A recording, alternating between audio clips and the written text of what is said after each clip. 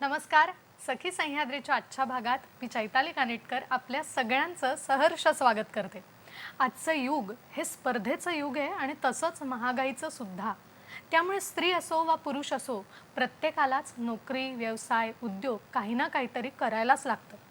आणि मग कामाच्या ठिकाणी होणारे अपघात किंवा रोग यांना सुद्धा प्रतिबंध घालणं हे गरजेचं असतं. आणि याचमुळे 2003 पासून आंतरराष्ट्रीय कामगार संघटनेने जागतिक स्तरावर याची नोंद घेतली आणि जागतिक स्तरावरच आरोग्य आणि सुरक्षा दिन पाळण्यास सुरुवात केली. आज 28 एप्रिल म्हणजेच आजचा हा दिवस हा जागतिक आरोग्य आणि सुरक्षा दिन म्हणून साजरा केला जातो. याच दिवसाचं औचित्य साधून आजचा आपला विषय आहे. पाहूयात आजचा नेमका विषय काय. आजचा विषय आहे कामावर सुरक्षा आणि आरोग्य जागतिक दिनानिमित्त कामाच्या ठिकाणी महिलांची सुरक्षितता आणि आरोग्य या विषयावर आपण बोलणार आहोत. तेव्हा ह्या विषयावर बोलण्यासाठी आज आपल्याकडे दोन अतिथी आहेत, दोन मैत्रिणी आलेल्या आहेत आणि त्यातली पहिली मैत्रीण आहे त्या आहेत अनघा क्षीरसागर मॅडम. नमस्कार मॅडम, कार्यक्रमात स्वागत करते. तसंच आपली दुसरी तज्ज्ञ सखी नागपूरहून आपल्याशी जोडली गेलेली आहेत आणि त्या सखींचं नाव आहे पल्लवी गंपावार मॅडम. याही आपल्याशी संवाद साधणार आहेत. नमस्कार मॅडम, कार्यक्रमात आपलंही खूप खूप स्वागत. आपल्याशी छान गप्पा मारणार आहे. तत्पूर्वी प्रेक्षकांना आपली ओळख करून देते. अनघा मॅडम बद्दल सांगायचं म्हणजे सहाय्यक कामगार आयुक्त म्हणून त्या मुंबई येथे कार्यरत आहेत. एम इन पॉलिटिकल सायन्स तसंच LLM ह्युमन राईट्समध्ये झालेलं आहे. स्पर्धा परीक्षांद्वारे नियुक्त झालेले आहेत. पुणे येथेही त्यांनी काम केलं आहे आणि तब्बल 10 वर्षांचा अनुभव त्यांच्या पाठीशी आहे. आपल्या दुसऱ्या ज्या सखी आहेत त्यांचं नाव आहे पल्लवी मॅडम. त्यांचीही ओळख करून देते. विदर्भाचं जे मुख्य कार्यालय आहे तेथे उपसंचालक म्हणून त्या काम पाहतात. नागपूर विभागामध्ये काम बघतायत. सुरुवातीला सहाय्यक संचालक हेही पद त्यांनी भूषवलं आहे आणि तब्बल 10 वर्षांचा अनुभव त्यांच्याही पाठीशी आहे. तेव्हा या दोन सखी आज आपल्याला फार महत्त्वाच्या विषयावर मार्गदर्शन करणार आहेत आणि आपल्याला हा विषय समजावून सांगणार आहेत. खरं तर कामाच्या ठिकाणी काय काय आपल्याला सोयीसुविधा उपलब्धता होतात किंवा महिलांनी काय काळजी घ्यावी हे मार्गदर्शन आपल्याला करून घ्यायचं आहे. तेव्हा आपण कार्यक्रमाला सुरुवात करूया. सुरुवातीलाच अनघा मॅडमना मला प्रश्न विचारायचा आहे की स्त्री म्हटली, महिला म्हटल्यानंतर तिचा फार महत्त्वाचा एक भाग येतो आणि तो म्हणजे मातृत्वाचा भाग. तिच्या आयुष्यातलं हे फार मोठं आनंददायी एक पर्व असतं आणि त्यावेळेला कामाच्या ठिकाणी तिला सुट्टी मिळावी याच्यासाठी प्रसूतीविषयक रजा आहे. तर साधारण हा जो अधिनियम आहे तो कधी झाला किंवा त्याचा कसा फायदा होतो? खरोखरच मातृत्व ही स्त्रीसाठी खूप आनंददायी घटना आहे. निसर्गानं तिला ती बहाल केलेली एक देणगी आहे आणि मातृत्वाच्या कालावधीमध्ये स्त्रीला सर्वाधिक तिच्या स्वास्थ्याची काळजी घ्यायला लागते आणि तिला विश्रांतीची आवश्यकता असते. आजची स्त्री तर नोकरीसाठी बाहेरही पडते आहे, तर या कालावधीमध्ये तिला नोकरीची सुरक्षाही आवश्यक असते. तर या सगळ्या पार्श्वभूमीवर प्रसूती लाभ अधिनियम हा कायदा अत्यंत महत्त्वाची भूमिका बजावतो. तू विचारलंस त्याप्रमाणे हा कायदा तसं पाहायला गेलं तर सर्वप्रथम तत्कालीन मुंबई प्रांतामध्ये 1929ला पारित झाला आणि स्वातंत्र्योत्तर कालखंडात तो 1961ला पारित झाला. हा केंद्र शासनाचा कायदा आहे. प्रसूती लाभ अधिनियम असं त्याचं नाव आहे. 1961ला हा पारित झाला आहे. बरं, मग ह्या कायद्यानुसार कुठल्या कुठल्या सोयीसुविधा ह्या महिलांना मिळू शकतात किंवा कामाच्या ठिकाणी कुठलाही ताणतणाव न बाळगता कशा पद्धतीने त्या वाटचाल करू शकतात? स्त्री गरोदर असताना तिला कामावरून काढून टाकता येत नाही या कालावधीमध्ये. तसंच तिला प्रसूती लाभ अधिनियमाच्या कलम 5 नुसार प्रसूती लाभ देणं बंधनकारक आहे. यामध्ये तिला 26 आठवड्यांची पगारी रजा मिळते विश्रांतीसाठीची. त्याचबरोबर मेडिकल बोनसची सुद्धा तरतूद केलेली आहे आणि या कालावधीमध्ये तिला कामावरून काढून टाकता येत नाही. खरं आहे, म्हणजे खूप फार महत्त्वाची गोष्ट आहे तिच्यासाठी. पण माझ्या मनात असा एक प्रश्न आला मॅडम की जर ही सुविधा मिळाली नाही तर त्या महिलेने काय करावं? महिलेला प्रसूती लाभ जो आहे त्याची तरतूद या कायद्यामध्ये केलेली आहे. त्याचं कलम आहे 5. त्यामध्ये त्या अन्वये जर तिला त्या लाभापासून वंचित ठेवलं गेलं तर ती प्रसूती लाभ अधिनियमच्या कलम 6 नुसार जिल्हा कामगार कार्यालयाकडे दाद मागू शकते, ती तसा अर्ज दाखल करू शकते. त्यानुसार या कायद्याअंतर्गत सरकारी कामगार अधिकारी निरीक्षकाची भूमिका पार पाडतात. ते त्यांच्यासमोर त्याबाबत सुनावणी घेतात उभय पक्षांमध्ये व आदेश पारित करतात. जर संबंधित आदेश मान्य नसेल तर सहाय्यक कामगार आयुक्तांकडे आपण अपील करू शकतो. नक्कीच. आता आपण अर्थातच पल्लवी मॅडमकडेही जाणार आहोत. पल्लव मॅडम, मला तुम्हाला असं विचारावंसं वाटतं की आपण औद्योगिक विभागामध्ये कार्यरत आहात, तर साधारण हे स्वरूप कसं आहे किंवा इथे कशा पद्धतीने काम केलं जातं हे आम्हाला ऐकायला आवडेल. नमस्कार. औद्योगिक विभाग आपण काम करता आहात, तर साधारण याचं स्वरूप कसं आहे किंवा इथे काय पद्धतीने काम केलं जातं हे आम्हाला ऐकायला आवडेल. याविषयी काय सांगाल?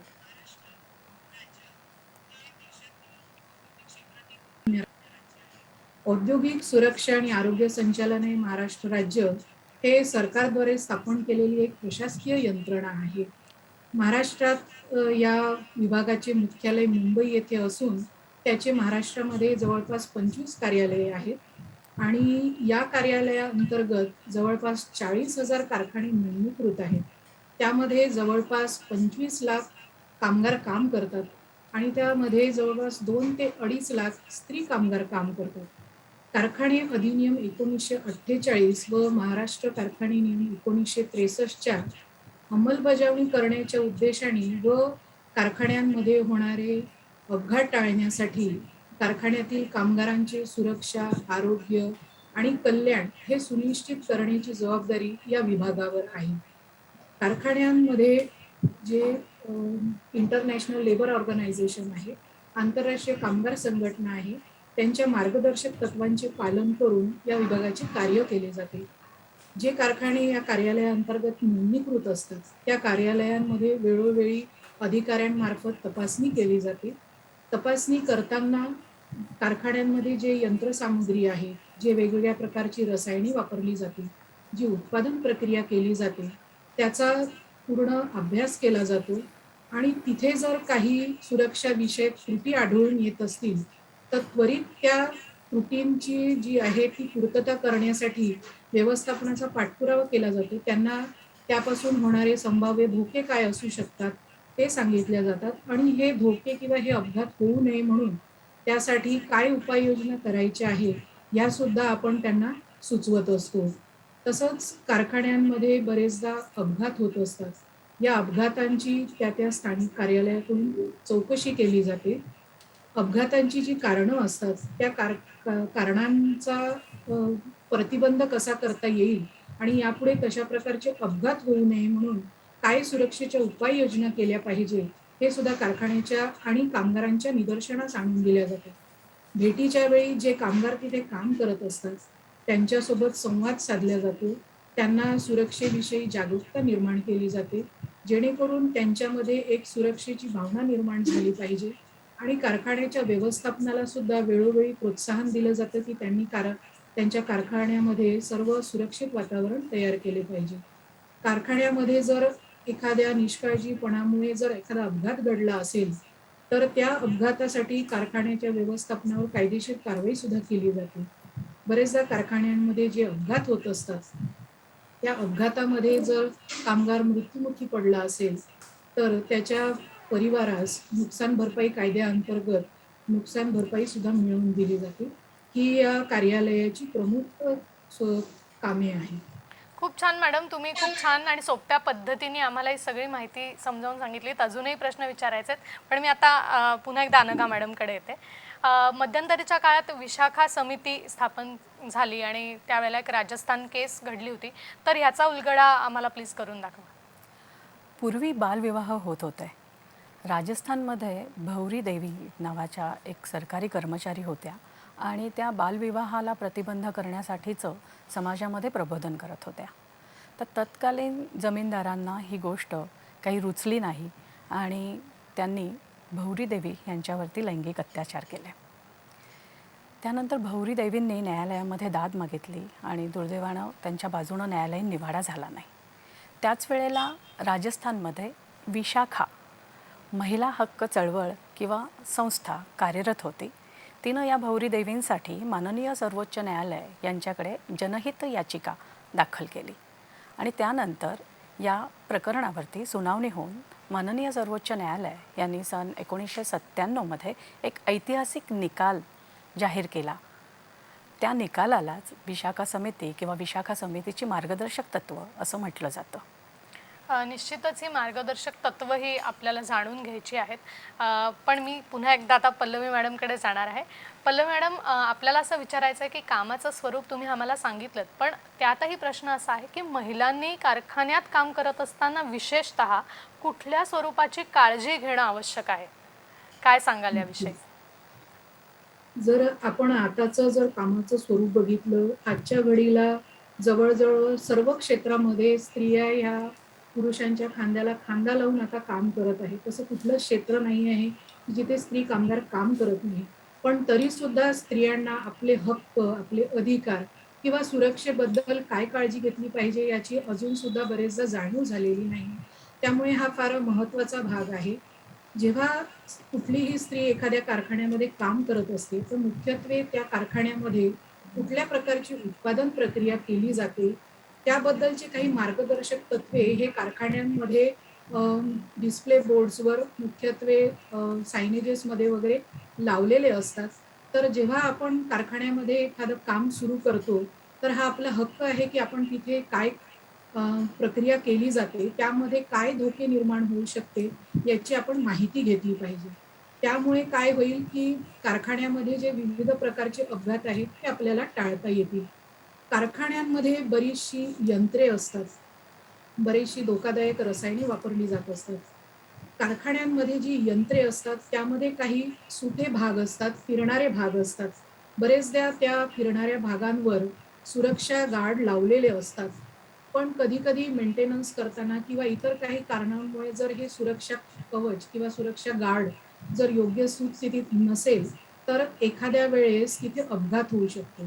नेमकं याबाबत स्त्रियांच्या बाबतीत असं होतं, की बरेचदा स्त्रिया कारखान्यात काम करत असताना सैल कपडे वापरतात. जसं साडी आहे, ओढणी आहे. तर हा सैल कपडा जो आहे, तो उडून ह्या फिरत्या भागामध्ये फसून तिथे अपघात होण्याची शक्यता असते. त्यामुळे स्त्रियांनी कारखान्यामध्ये मुख्यतः काम करताना नेहमी टाईट फिटिंगचे सुती कपडे वापरले पाहिजे. तसेच बरेचदा लांब केस असल्यामुळे सुद्धा अपघात होऊ शकतात. त्यामुळे स्त्रियांनी हेअर कॅप लावून केस हे पूर्णपणे बांधून ठेवून सुरक्षित पद्धतीने काम केले पाहिजे. कारखान्यांमध्ये सेफ ऑपरेटिंग प्रोसिजर्स ह्या नेहमी डिस्प्ले केलेल्या असतात. याचं नेहमी पालन केलं पाहिजे. जेणेकरून आपल्याला तिथे कशाप्रकारे कार्य करायचं आहे व त्यामुळे कसे आपले अपघात टाळता येईल याची माहिती मिळते. बरेचदा कारखान्यांमध्ये आगीच्या घटना घडत असतात. त्यामुळे या आगीच्या घटनांपासून आपल्याला सुरक्षित राहण्यासाठी कारखान्यांद्वारे बरेचदा मॉक ड्रिल्स केले जातात किंवा ट्रेनिंग दिले जातात. त्यामध्ये आग कशी विझवायची, आग विझवण्यासाठी जी यंत्रे वापरायची असतात, ती कशाप्रकारे वापरायची, आग लागल्यास तिथून आपला बचाव करून सुरक्षितरित्या कसं बाहेर पडायचं, याचं सुद्धा ट्रेनिंग कारखान्यांकडून वेळोवेळी दिलं जात असतं. तर ते ट्रेनिंगसुद्धा आवर्जून आपण घेतलं पाहिजे, जेणेकरून आपल्याला एक सुरक्षित वातावरण मिळेल आणि सुरक्षितरित्या आपण तिथे काम करू शकू. बरेचदा कारखान्यांमध्ये विविध सुरक्षा साधने दिलेली असतात. जसं जर पायाला इजा होऊ शकणाऱ्याची जर शक्यता असेल, तर तिथे सेफ्टी शूज वापरले पाहिजे. बरेचदा काही कारखान्यांमध्ये डस्ट असते किंवा फ्युम्स असतात. तर यापासून आपलं रक्षण होण्याकरिता तिथे मास्कचा वापर केला पाहिजे. जर जास्त प्रमाणात आवाज असेल, ध्वनी प्रदूषण असेल, तर तिथे इअर प्लग वापरले पाहिजे. तसेच गॉगल्स आहेत. इत्यादी सुरक्षा साधने हे कारखान्याच्या व्यवस्थापनाकडून पुरविले जातात आणि जर हे पुरविले नसतील, तर ते मागण्याचा अधिकार सुद्धा स्त्रियांना असतो. तर त्यांनी वेळोवेळी ह्या सर्व गोष्टींचा आणि ह्या ज्या सूचना आहेत, त्यांचं पालन करून सुरक्षित काम केलं पाहिजे व अपघात होण्यापासून स्वतःला बचाव केला पाहिजे. निश्चितच खूप छान तुम्ही माहिती दिलीत. बरेच वेळेला आपल्याला खरं तर अनेक सोयीसुविधा मिळतात, पण महिला काही ठिकाणी दुर्लक्ष करताना दिसतात. तर महिलांनी अशी अजिबात या सगळ्याकडे दुर्लक्ष करू नये. अनघा मॅडमशी आणि पल्लवी मॅडमशी मी चर्चा अशीच पुढे सुरू ठेवणार आहे, पण इथे वेळ झाली एका छोट्याशा विश्रांतीची. कुठेही जाऊ नका. पाहत रहा सखी सह्याद्री.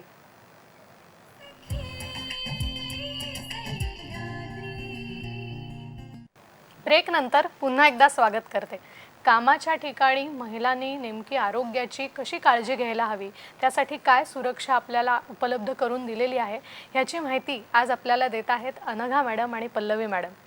अनघा मॅडमना ब्रेकच्या अगोदर तुम्ही विशाखा समितीची आम्हाला माहिती दिली, तो प्रश्न विचारला होता, तर त्याची नेमकी मार्गदर्शक तत्त्व कुठली आहेत असं मला विचारायचं आहे. माननीय सर्वोच्च न्यायालयाने 1997ला विशाखा वर्सेस राजस्थान सरकार याबाबत जो ऐतिहासिक निर्णय दिला, त्या निर्णयानुसार मार्गदर्शक तत्त्व अशी आहेत की कामाच्या ठिकाणी महिलांचा लैंगिक छळ होऊ नये, त्याला प्रतिबंध व्हावा, यासाठी प्रत्येक कामाच्या ठिकाणी प्रत्येक शासकीय संस्था, निमशासकीय संस्था, आस्थापना येथे विशाखा समितीची स्थापना करायची आहे. आणि जर अशा काही घटना घडल्या तर त्या समितीमध्ये त्या मांडल्या गेल्या पाहिजेत. त्यावरती त्याच्या नियमितपणे बैठका होतात आणि त्या बैठका होतात, त्या बैठकांवरती कार्यवाही होते व त्याचा अहवाल नंतर सादर केला जातो. तर सगळ्यात महत्त्वाची मार्गदर्शक सूचना हीच आहे की विशाखा समितीची प्रत्येक आस्थापनामध्ये स्थापना होणं आवश्यक आहे. तसंच या मार्गदर्शक तत्वांपैकी एक तत्त्व किंवा एक सूचना अशी की केंद्र आणि राज्य शासनाने या विषयांवरती कायदे करावेत आणि जी कोणी पीडित महिला असेल तिला पूर्णपणे न्याय देण्यासाठी मुख्य मालकाने तिला मदत करायची आहे. तिला जर या प्रसंगामुळे तिला जर बदली हवी असेल, त्या ठिकाणी काम करायचं नसेल, तर ते तिला स्वातंत्र्य असेल. आणि ज्या कर्मचाऱ्यानं ही कृती केली आहे त्याचीसुद्धा आपल्याला पगारवाढ थांबवता येते, तसंच त्याची दुसऱ्या ठिकाणी बदली करता येते. ही सगळी मार्गदर्शक तत्त्व आहेत. खूप छान. खरंच मार्गदर्शक तत्त्व जाणून घेणं हे आवश्यक आहे, तरच महिलांना या सगळ्या गोष्टी मिळू शकेल आणि न्याय मिळू शकेल असं वाटतं. पल्लवी मॅडमकडे मला जायचं आहे. पल्लवी मॅडमने मगाशी उल्लेख केला की कारखान्यात काम करताना महिलांनी काळजी तर घ्यायचीच असते आणि त्याच्यासाठी त्यांना मॉक ड्रिल म्हणजेच ट्रेनिंग दिलं जातं, प्रशिक्षण दिलं जातं. तर हे साधारण प्रशिक्षण कसं असतं आणि किती किती दिवसांनंतर हा प्रशिक्षण कालावधी असतो, याचं स्वरूप कसं आहे, किंवा प्रशिक्षणात दरम्यान जर काही झालं तर त्या महिलेची कशी काळजी घेतली जाते? कारखान्यांमध्ये पिरियॉडिक मॉक ड्रिल्स करणे हे आवश्यक आहे. त्यामध्येही कारखान्यांचे काही प्रकार असतात. काही धोकादायक कारखाने असतात, काही अति धोकादायक कारखाने असतात. त्यामुळे वर्षातून कमीत कमी 2 वेळा तरी मॉक ड्रिल्स घेणे हे आवश्यक असते. त्यातही मॉक ड्रिलमध्ये कारखान्यातील सर्व कामगारांचा सहभाग आवश्यक असतो. जेणेकरून कारखान्यात जर एखाद्या वेळेस खरंच अपघात घडला, तर त्यावेळेस कारखान्यातील कामगारांनी कशाप्रकारे त्यापासून आपला बचाव केला पाहिजे, तसंच कारखान्यातील यंत्रसामुग्रीचा सुद्धा आपल्याला बचाव करायचा असतो. त्यामुळे वर्षातून किमान 2 वेळा तर हे प्रशिक्षण दिल्याच जातं. काही अति धोकादायक कारखान्यांमध्ये 3 महिन्यातून सुद्धा एकदा हे प्रशिक्षण केलं जातं. काही ठिकाणी दर महिन्याला सुद्धा प्रशिक्षण केलं जात असतं. यामध्ये बघितलं जातं की कारखान्यामध्ये साधारण जितके कामगार असतात, त्या प्रत्येकाचा एकदा तरी ह्या मॉक ड्रिलमध्ये किंवा या ट्रेनिंगमध्ये समावेश असला पाहिजे.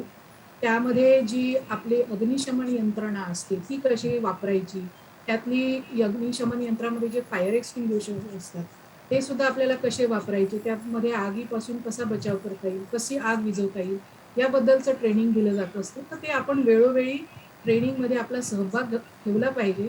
आणि जर आपल्याला असं वाटत असेल की एखादी घटना आपल्या या विभागामध्ये जिथे आपण काम करतो ती घडू शकते आणि त्याकरता जर आपल्याला एखादं ट्रेनिंग आवश्यक असेल, तर तशी नोंद त्यांनी त्यांच्या व्यवस्थापनाकडे करायला पाहिजे व तशा प्रकारचे ट्रेनिंग मागण्याचा अधिकार सुद्धा स्त्री व पुरुष सर्वच कामगारांना आहे.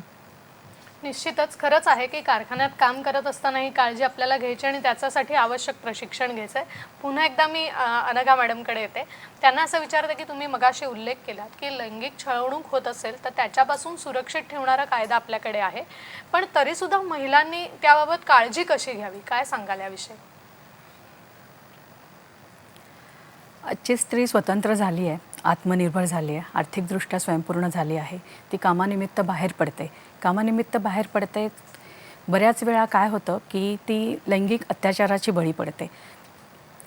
कामाच्या ठिकाणी तिला हा त्रास सर्वाधिक जाणवतो, हे आपल्या निदर्शनास आलेलं आहे. आणि हा खरं तर स्त्रीच्या आत्मसन्मानावर, तिच्या मानवी हक्कावरती घाला आहे. कामाच्या ठिकाणी तिला सुरक्षित वातावरण मिळालं पाहिजे. सामाजिक सुरक्षा आणि कामाचा हक्क हा तिचा अबाधित राहण्यासाठी कामाच्या ठिकाणी लैंगिक अत्याचार प्रतिबंध, मनाई व निवारण हा कायदा 2013ला पारित झालेला आहे. 2012ला ते विधेयक संसदेमध्ये मंजूर झालं आणि 2013ला हा कायदा अस्तित्वात आला. तर या कायद्यातली सगळ्यात महत्त्वाची तरतूद हीच आहे की प्रत्येक आस्थापनेमध्ये, शासकीय संस्थेमध्ये, अशासकीय संस्थेमध्ये महिला जिथे जिथे काम करत आहे तिथे तिथे त्या संस्थेमध्ये अंतर्गत तक्रार निवारण समितीची स्थापना करायची आहे. आणि या तक्रार निवारण समितीमध्ये जास्तीत जास्त सदस्य असतील आणि त्यापैकी 50% सदस्य या महिला असतील. आणि या समितीचं अध्यक्षस्थानसुद्धा एका महिलेकडेच आपल्याला सुपूर्द करायचं आहे. आणि एक सदस्य हा अशासकीय असेल किंवा बाहेरील असेल किंवा तो वकील असू शकेल, कारण सगळेच इंटरनल सदस्य आहेत. एखाद्या महिलेवर जेव्हा या प्रकारचा अत्याचार होतो किंवा अन्याय होतो तर तिनं तो अन्याय झाल्यापासून 90 दिवसांच्या आत त्या अंतर्गत समितीकडे ती तक्रार नोंदवायची आहे. आणि त्यानंतर या अंतर्गत तक्रार निवारण समितीनं उभय पक्षांना समोर बोलवून नक्की काय विषय आहे तो समजावून घ्यायचा आहे. आणि त्यानंतर त्याबाबतचा अहवाल हा मुख्य मालकाला, मुख्य नियोक्त्याला द्यायचा आहे आणि मग त्यावर पुढे कार्यवाही ते करणार आहेत. ही सगळी प्रक्रिया आहे ती 90 दिवसांच्या आत पूर्ण व्हायला पाहिजे. ही सगळ्यात महत्त्वाची तरतूद आहे. आणि स्त्री जिथे काम करते तिथे तिला या प्रकारची समिती आहे हे तिच्या ध्यानात यावं, हे समजावं, यासाठी दर्शनी भागामध्ये तशा त्या समितीची माहिती देणारा फलक असायला हवा. तसंच लैंगिक छळ म्हणजे काय, कुठल्या गोष्टी माझ्यासोबत घडल्या म्हणजे तो माझ्यावरती अत्याचार आहे हे तिला जागरूक व्हायला हवी. त्याबाबत लैंगिक छळ म्हणजे काय, त्यामध्ये कुठल्या घटना अंतर्भूत होतात त्याबाबतचा फलकसुद्धा कामाच्या ठिकाणी लावणं गरजेचं आहे. निश्चितच खूप छान पद्धतीने आपण मार्गदर्शन केलं आम्हाला आणि आम्हाला सांगितलं की या सूचना फलक असतील तर तिला हे निदर्शनास येईल. बरेच वेळेला कळत नाही महिलेला याबाबत, तर त्यामुळे तुम्ही अजून काही बऱ्याच वेळा काय होतं, लैंगिक छळ म्हणजे नक्की काय, तर आपल्याला हवा नसलेला अस्वागतार्ह शारीरिक स्पर्श किंवा कोणी शारीरिक सुखाची मागणी करणं किंवा अश्लील शेरेबाजी करणं किंवा अश्लील हावभाव करणं किंवा मनामध्ये, स्त्री मनामध्ये लज्जा निर्माण होईल अशा काही चित्रफिती तिला दाखवणं किंवा अशा काही घटनांचं वर्णन करणं किंवा असे काही फोटो दाखवणं, हे सगळं लैंगिक छळ अंतर्गत आपल्याला येतं असं म्हणता येईल. ओके, निश्चितच महिलांनी याची नोंद घ्यावी की असं जर कुठे आढळलं तर तक्रार करण्यासाठीचं केंद्र आपल्याकडे आहे, तरच ते सुरक्षेच्या दृष्टीने उचललेलं महत्त्वाचं पाऊल ठरेल. मला पल्लवी मॅडमकडे यायचं आणि त्यांना विचारायचं आहे की कारखान्यात काम करत असताना विशेषतः महिलांसाठी कुठल्या सोयीसुविधा उपलब्ध करून दिलेल्या असतात आरोग्याच्या दृष्टिकोनातून? नक्कीच. आता जसं मॅडमनी सांगितलं की प्रत्येक स्त्रीला तिच्या अधिकारांची जाणीव असणं हे फार महत्त्वाचं आहे. तेव्हाच तिच्यासाठी काय सोयीसुविधा कारखान्यात असल्या पाहिजे यांच्याबद्दल ते परीक्षण करू शकतील. आता कारखान्यांमध्ये काही MIDC मध्ये असणारे कारखाने असतात, काही कारखाने हे थोडे दूर गावाच्या बाहेर असतात, काही ठिकाणी सोयी उपलब्ध असतात, काही ठिकाणी नसतात. त्यामुळे विशेषतः महिलांसाठी आपल्याला कारखान्यामध्ये येण्या-जाण्याकरिता वाहतुकीची व्यवस्था असली पाहिजे. त्यानंतर कारखान्यामध्ये जितक्या महिला काम करत असतील त्या महिला कामगारांच्या संख्येच्या प्रमाणानुसार त्यांच्यासाठी प्रसाधनगृहे, आराम कक्ष, कपडे बदलण्याची खोली, तसेच जर महिला कामगारांची काही लहान मुले असतील, ज्या लहान मुलांना घरी सांभाळ करण्यासाठी कुणी नसेल, तर अशा वेळेस त्यांना ते कारखान्यामध्ये आणून त्यांच्यासाठी तिथे पाळणाघराची सुविधा असली पाहिजे. म्हणजे लहान मुलं असल्यामुळे जर स्त्रियांना काम करण्यामध्ये अडचणी येत असेल, तर त्या अडचणी न येण्याकरिता कारखान्यांमध्ये मुलांसाठी पाळणाघरांची सुविधा कायद्याने दिलेली आहे. तर जर पाळणाघराची सुविधा नसेल तर त्या स्त्री कामगारांनी तिथल्या व्यवस्थापनाला त्याबद्दल एक विनंतीपत्र देऊन किंवा तशी सूचना देऊन की त्यांना त्यांच्या लहान बाळासाठी कारखान्यामध्ये पाळणाघराची सुविधा पाहिजे आहे असं त्यांच्या निदर्शनास सुद्धा आणून देणं आवश्यक आहे. या सर्व सुविधांसोबतच महिलांनी ह्या ज्या सुविधा जर त्यांच्याकडे नसेल तर त्या सुविधा उपलब्ध करण्यासाठी जे तिथली स्थानिक कार्यालय आहे, जसं आता सांगितलं की नागपूरमध्ये आमचं अप्पर संचालकाचं कार्यालय आहे, तसेच विविध ठिकाणी सब ऑफिसेस पण असतात. तर त्या कार्यालयांची माहिती घेऊन अशा ठिकाणी जर त्यांनी तक्रारी दिल्या, तर त्यांच्याकरिता ज्या सोयी उपलब्ध नाही आहेत, जसं मी म्हटलं, की आता त्यांच्यासाठी प्रसाधनगृहे आहेत किंवा प्रसाधनगृहे दिलेली नाही आहेत. आहेत तर ती स्वच्छ नसतात. जर पाण्याची व्यवस्था दिलेली नसेल, तर ह्या सर्व सुविधा नसेल, तर त्याबाबतच्या तक्रारी त्या आमच्या कार्यालयात देऊ शकतात. आमच्या कार्यालयाकडून त्या त्रुटींसाठी आम्ही व्यवस्थापनाला वारंवार निर्देश देत असतो आणि त्या सर्व सुखसोयी स्त्रियांसाठी उपलब्ध करून देत असतो. कारखान्यांमध्ये वार्षिक मेडिकल एक्झामिनेशन म्हणजे वैद्यकीय तपासणी केली जाते. त्यामध्ये बरेचदा स्त्रियांना जे आजार होऊ शकत असतात, त्याबद्दल सुद्धा त्यांना मार्गदर्शन केले जाते. त्यामुळे जेव्हा कारखान्यांमध्ये अशा प्रकारचा कॅम्प होत असतो, तिथे महिलांनी नक्कीच आपली वैद्यकीय तपासणी करून घेतली पाहिजे. तसेच प्रसाधनगृहांमध्ये सॅनिटरी नॅपकिन्सची सुविधासुद्धा व्यवस्थापनाने करून दिली पाहिजे आणि अ, जर जेवणाच्या बाबतीत जर काही स्त्रियांची काही अडचण असेल, तर त्यांना कारखान्यांमध्ये जेवणाची खोली व तिथे कॅन्टीनची सुविधासुद्धा असायला पाहिजे असते. इत्यादी सुविधांबद्दल जर काही तक्रार असेल, तर त्याबाबतची तक्रार ते या विभागाकडे नक्कीच देऊ शकतात. निश्चितच मला वाटतं किती बारीक-सारीक गोष्टी तुम्ही आम्हाला सांगितल्यात, की महिलांना किती वेगवेगळ्या गोष्टी, सोयी-सुविधा उपलब्ध करून दिलेल्या आहेत. याबाबत आपण सगळ्यांनीच जागरूक राहायला हवं.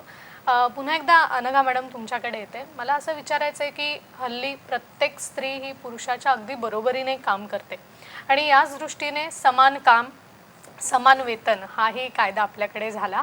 आरोग्य, सुरक्षा या दोघांच्या दृष्टिकोनातून हा महत्त्वाचा आहे. तर याविषयी आम्हाला अधिक सांगा. आपल्याला भारतीय राज्यघटनेनंच मूलभूत हक्क बहाल केलेले आहेत आणि समानतेचा हक्क हा राज्यघटनेनं आपल्याला दिलेला आहे. कुठल्याही कारणास्तव कुठल्याही लिंगभेद केला जाणार नाही. स्त्री पुरुष हे समान असतील, तसंच त्यांना विकासाच्याही समान संधी असतील, हेही राज्यघटनेनं नमूद केलेलं आहे. तसंच राज्यघटनेच्या मार्गदर्शक तत्वांचा जर आपण अभ्यास केला तर कलम 39मध्ये स्त्री आणि पुरुष दोघांना पण उपजीविकेची समान साधनं मिळण्याचा अधिकार आहे. खरं तर समान वेतन अधिनियम हा जो अधिनियम आहे त्याचं सगळ्यात महत्त्वाचं तत्त्व हेच आहे. हा कायदा केंद्राचा आहे, 1976चा आहे.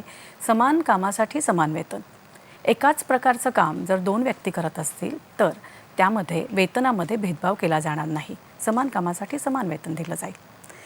आता हे फक्त वेतनापुरतंच मर्यादित नाही आहे, तर नोकर भरती करताना सुद्धा स्त्री पुरुष असा भेदभाव केला जाणार नाही. नोकर भरतीच्या नोकरीच्या स्त्री आणि पुरुष या दोघांना पण समान संधी असतील.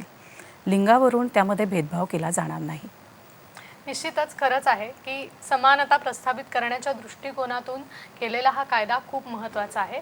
आपण अजूनही अनेक गोष्टी जाणून घेणार आहोत, पण वेळ झाली एका छोट्याशा विश्रांतीची. पाहत रहा सखी सह्याद्री.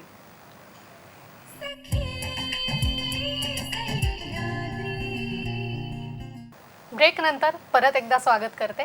कामाच्या ठिकाणी आरोग्य आणि सुरक्षा या संदर्भात महिलांनी काय काय काळजी घ्यावी, त्यांना कोणत्या सोयीसुविधा उपलब्ध होतात, याविषयी आपल्याला मार्गदर्शन करतायत अनघा मॅडम आणि पल्लवी मॅडम.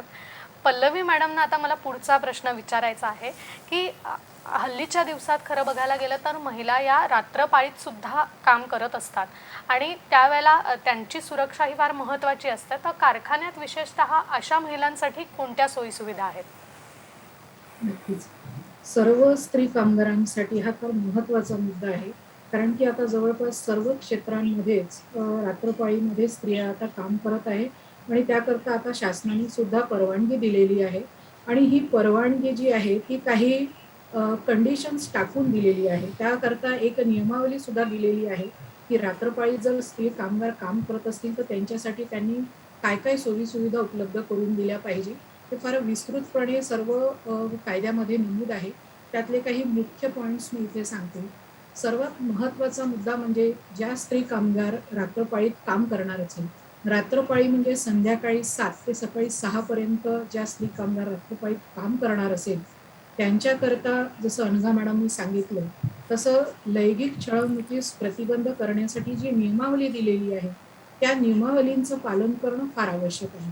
रात्रीची वेळ असल्यामुळे सर्वात महत्त्वाचा मुद्दा हा आहे, की जर स्त्री कामगार ह्या रात्रपाळीत काम करणार असेल, तर त्यांनी आपल्या कामाच्या ठिकाणी जर आपण रात्रपाळीत काम करतो आहे, तर त्यासाठी तिथे काय सुविधा दिलेल्या आहेत? जसं ही विशाखा समिती जी आहे, ही स्थापन आहे का? आणि जर आपल्याला सुरक्षित वाटत असेल, तरच त्यांनी त्या रात्रपाळीत काम केलं पाहिजे. जर त्यामध्ये त्यांना काही त्रुटी आढळत असतील, तर नक्कीच त्यांनी त्या समितीमध्ये ते सांगितलं पाहिजे. आणि लैंगिक छळवणुकीस प्रतिबंध करण्यासाठी जी नियमावली दिलेली आहे, त्या तत्वांचं जर पालन होत नसेल, तर त्याची सुद्धा तक्रार करता येईल. जर कारखान्यातील कोणता पुरुष उमेदवार जर त्रास देत असेल, तर त्यासाठी सुद्धा त्यांच्यावर कशी कारवाई केली पाहिजे, या सर्वाची नियमावली दिलेलीच आहे. तसंच कारखान्यांमध्ये रात्रपाळीत ज्या स्त्री कामगारांना काम करायचं आहे, त्यांच्यासाठी विशेष वाहतुकीची व्यवस्था असली पाहिजे. म्हणजे त्यांच्या घरापासून तर कारखान्यात येतपर्यंत आणि त्यांची रात्रपाळी संपल्यानंतर कारखान्यापासून त्यांना घरी जातपर्यंतची पूर्ण चोख अशी सुरक्षित वाहतूक व्यवस्था असणे आवश्यक आहे. आणि महत्त्वाचं आहे, की रात्रपाळीमध्ये 10 पेक्षा कमी स्त्री कामगार नसल्या पाहिजे. 2 किंवा 4 स्त्री कामगारांसाठी रात्रपाळी ठेवणं योग्य नाही. त्यामुळे 10 किंवा त्यापेक्षा जास्त स्त्री कामगार या रात्रपाळीत असल्या पाहिजे. आता निश्चितच. जिथे येण्या-जाण्याची जी ही व्यवस्था केलेली असते आणि ज्या ठिकाणी ह्या स्त्रिया काम करणार असतात, त्या ठिकाणी पूर्ण सुरक्षेची व्यवस्था असली पाहिजे. ज्या ठिकाणी ज्या विभागामध्ये या स्त्री कामगार रात्रपाळीत काम करणार असतात, तिथे एक स्त्री पर्यवेक्षक किंवा एक अधीक्षकाची नियुक्ती केलेली असली पाहिजे आणि संपूर्ण रात्रपाळीमध्ये त्यांच्या देखरेखीखालीच हे काम केले गेले पाहिजे. तसेच कामाच्या ठिकाणी योग्य ती प्रकाश व्यवस्था असली पाहिजे. अंधाराच्या ठिकाणी काम करू नये. तसंच कारखान्यामध्ये वैद्यकीय सुविधा उपलब्ध असली पाहिजे. जर काही तात्काळ मदत लागली, तर त्या तात्काळ मदतीसाठी वाहनाची सुद्धा व्यवस्था असली पाहिजे. तसंच जर काही स्त्रियांचं जर बाळंतपण झालेलं असेल किंवा बाळंतपण होणार असेल, तर बाळंतपणाच्या आधीचे व बाळंतपणानंतरचे 16 आठवडे त्या स्त्री कामगारास काम करू दिले नाही पाहिजे. तसंच सलग 1 आठवड्यापेक्षा जास्त रात्रपाळीमध्ये त्यांना काम करायला लावू नये. तसंच जर ह्या जेवढ्या सर्व सोयी-सुविधा आपण सांगितलेल्या आहेत, या सर्व सोयी-सुविधांची जर तिथे उपलब्धता नसेल, तर जसं आता अनघा मॅडमनी सांगितलं, की तक्रार समितीच्या द्वारे किंवा जे कार्यालय आहे, तिथे वेळोवेळी त्या येऊन तक्रारी देऊ शकतात. कारखान्यांमध्ये ज्या मासिक बैठका होत असतात, तिथे सुद्धा त्या आपल्या तक्रारी नोंदवू शकतात आणि व्यवस्थापनाला त्यांच्या तक्रारीची दखल घेऊन त्याची पूर्तता करणे आवश्यक आहे. निश्चितच खरंच इतकं चांगलं वातावरण असेल, निर्भय वातावरण असेल, मुक्त वातावरण असेल तर महिला अधिक चांगलं काम करू शकेल. मला पुन्हा एकदा अनघा मॅडमकडे यायचं आहे आता आणि त्यांना विचारायचं आहे, उपदान प्रदान अधिनियम अर्थात ग्रॅज्युएटी ज्याला आपण म्हणतो, तर हा जो नियम झाला त्याविषयी अधिक सविस्तर सांगा. कायद्याचं नाव आहे दी पेमेंट ऑफ ग्रॅच्युटी ॲक्ट 1972 उपदान प्रदान अधिनियम. हा अत्यंत महत्त्वाचा कामगार कायदा आहे. ज्या आस्थापनेमध्ये 10 किंवा 10पेक्षा अधिक कामगार कार्यरत आहे, तिथे हा कायदा लागू होतो. सर्व प्रकारचे कारखाने, सर्व प्रकारची बंदर, मळे, तेलखाणी, रेल्वे येथे हा कायदा लागू होतो. या कायद्याची सगळ्यात महत्त्वाची तरतूद अशी आहे, की ज्या व्यक्तीनं सलग 5 वर्ष काम केलेलं आहे, त्या व्यक्तीला वर्षाला 15 दिवसांचा पगार इतकी रक्कम ग्रॅच्युटीपोटी मिळू शकते. अर्थात ही रक्कम 20 लाखापेक्षा जास्त असता कामा नये. म्हणजे वर्षाला 15 दिवसांचा पगार ज्या व्यक्तीनं 5 वर्ष सलग काम केलं आहे तिला. जर एखाद्या व्यक्तीचा काम करत असताना मृत्यू झाला आणि त्याची सर्व्हिस ही 5 वर्ष कंप्लीट झालेली नाही आहे, तर अशा वेळेला त्याच्या वारसाला मात्र ग्रॅच्युटीची रक्कम मिळते. आणि ही जी ग्रॅच्युटी आहे ती कर्मचाऱ्याच्या शेवटचा जो पगार आहे त्याचा मूळ वेतन प्लस महागाई भत्ता याच्यावरती तो कॅल्क्युलेट केला जातो. खरं. आणि याचा फायदा तुम्ही म्हणलात तसं की मृत्यू झाला तर वारसदाराला सुद्धा त्याचा आपल्याला फायदा मिळत हो, असतो. म्हणजे जर 5 वर्षाची सेवा कंप्लीट व्हायच्या आधी जर मृत्यू झाला आहे, म्हणजे सेवा 5 वर्ष झाली तरच ग्रॅच्युटी मिळते तशा केसेसमध्ये. पण जेव्हा 5 वर्ष कंप्लीट व्हायच्या आधी जर मृत्यू झाला तर वारसाला ती ग्रॅच्युटीची रक्कम मिळते. निश्चितच. आणि याच्यामध्ये यथोचित प्राधिकरण जे आहे ते माननीय औद्योगिक न्यायालय आहे. याविषयी अधिक माहिती आपण निश्चितच जाणून घेऊया. आता मी पुन्हा एकदा पल्लवी मॅडमकडे येते. त्यांना मला विचारायचं आहे की यावर्षीची जी आपली थीम आहे ती आहे संस्कृती जतन करण्याच्या दृष्टिकोनातून आपण हे सगळं करत असतो. आरोग्य आणि सुरक्षा आपल्याला ठेवायचीच आहे, पण त्याचबरोबर सगळ्यांनी एकत्र यावं, संस्कृतीचंही जतन संवर्धन व्हावं याही दृष्टिकोनातून आपण काम करतो. तर कारखान्यात साधारण संस्कृती जपावी म्हणून कुठले उपक्रम असतात का, किंवा असतील तर ते कोणत्या स्वरूपाचे असतात? नक्कीच. पण कारखान्यात होणारे जर अपघात टाळायचे असतील, तर कारखान्यामध्ये एक मजबूत सुरक्षा संस्कृती असणे फारच आवश्यक आहे. जर कारखान्यात पोषक वातावरण असेल, तर कारखान्यात कामगारांना काम करताना सुरक्षित वाटेल. सुरक्षित आणि निरोगी कामकाजाचं वातावरण मिळण्याचा अधिकार प्रत्येक कामगाराला आहे. आणि ही सुरक्षा संस्कृती जर निर्माण करायची असेल, तर कामगारांना आणि व्यवस्थापनाला शासनाकडून किंवा इतर ज्या अथॉरिटीज आहेत, त्यांच्याकडून वेळोवेळी प्रोत्साहन देणे आवश्यक आहे. त्यासाठी कुठल्या प्रकारचे प्रशिक्षण आयोजित केले पाहिजे. जसं कारखान्यामध्ये आता मी सांगितलं होतं, की वेगवेगळ्या प्रकारचे सेफ्टी ट्रेनिंग्ज आहेत, फर्स्ट एड ट्रेनिंग्ज आहेत, मॉक ड्रिल्स आहेत. तसंच काही शासनाचे इतर उपक्रम असतात, ज्याच्या उपक्रमाद्वारे सुद्धा कारखान्यातील कामगारांना त्यामध्ये त्यांचा सहभाग घेऊन त्यांना सुद्धा शासनाद्वारे सुद्धा ट्रेनिंग दिलं जात असते. तर अशा प्रकारचं वातावरण जर कारखान्यामध्ये असेल, तर त्यामुळे कारखान्यातील कामगारांना सुद्धा तिथे काम करणं सोयीचं वाटेल आणि जर त्यांना तिथे काही संभाव्य धोके आढळत असतील, तर ते त्याबद्दल कारखान्याच्या व्यवस्थापनाला सूचित करतील. जर कामगारांचा आणि व्यवस्थापनाचा जर योग्य समन्वय असेल आणि त्यांनी जर त्यांचा सहभाग नोंदवून घेतला, तर नक्कीच सुरक्षा संस्कृती चांगल्या प्रकारे कार्य करू शकते. तसंच कारखान्यांमध्ये जे वेगवेगळे परिसंवाद असतात, प्रशिक्षण असतात, हे नुसतं एक वेळ असून चालत नाही. कारखान्यामध्ये 365 ही दिवस हे सुरक्षा चक्र सतत सुरू असायला पाहिजे. कारण की सेफ्टी म्हणजे सुरक्षा ही कोणा एकाची जबाबदारी नसून ही प्रत्येकाची जबाबदारी आहे. प्रत्येकाने जर आपला अ, जो कामाचा भाग आहे, तो योग्यरित्या जर केला आणि इतरही कामगार जे आपल्या आजूबाजूला काम करत असतात, जर त्या कामामध्ये आपल्याला जर काही त्रुटी आढळत असतील, एखादा कामगार काम करत असताना आपल्याला जर जाणवत असेल, की तो चुकीच्या पद्धतीने काम करतोय किंवा काही सुरक्षा तरतुदींचं पालन करत नसेल, तर नक्कीच त्यांनी त्या कामगाराला सुद्धा तिथे त्या गोष्टीची जाणीव करून दिली पाहिजे. जेणेकरून प्रत्येकाने जर आपला सेफ्टीचा रोल योग्यरित्या जर सांभाळला, तर कारखान्यामध्ये एक सुरक्षित वातावरण तयार होते. सर्व नक्कीच, खरंच प्रकारचे आहे. जे सर्व प्रकारचे जे स्त्री-पुरुष कामगार आहेत, हे एक राष्ट्राची संपत्ती आहे. त्यामुळे या राष्ट्राच्या संपत्तीचे, या कामगारांचे सुरक्षा, आरोग्य आणि कल्याण हे जोपासणं प्रत्येकाचं कार्य आहे. आणि हे कार्य नुसतं कारखान्याचे व्यवस्थापन यांचीच एकटी जबाबदारी नसून कारखान्यामध्ये काम करणारा प्रत्येक कामगार, तसेच इतर शासकीय विभाग आणि अजून जे इतर पक्ष आहेत, त्यांचा सुद्धा यामध्ये सहभाग असणं फार आवश्यक आहे. खरंच आहे की असं जर वातावरण असेल चांगलं, तर निश्चित प्रत्येक कामगार हा महिला असो पुरुष असो तर चांगल्याच पद्धतीने काम करेल. आपण चर्चा अशीच पुढे सुरू ठेवणार आहोत, पण इथे वेळ झाले एका छोट्याशा विश्रांतीची. पाहत रहा सखी सह्याद्री.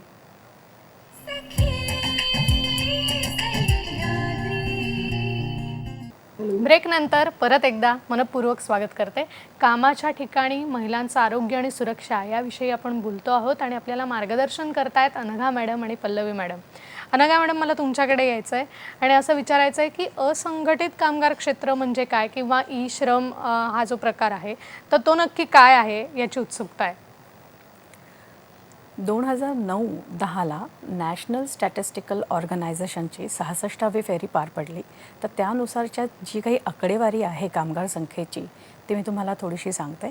भारतामध्ये जवळजवळ 46.5 कोटी कामगार संख्या आहे आणि त्यापैकी 2.8% कामगार संख्या ही संघटित क्षेत्रामध्ये काम करते. उर्वरित सर्व 43 कोटी कामगार संख्या ही असंघटित क्षेत्रात काम करते. म्हणजे जर आपण पाहिलं तर कामगार संख्या ही असंघटित क्षेत्रामध्ये काम करणारी खूप जास्ती आहे.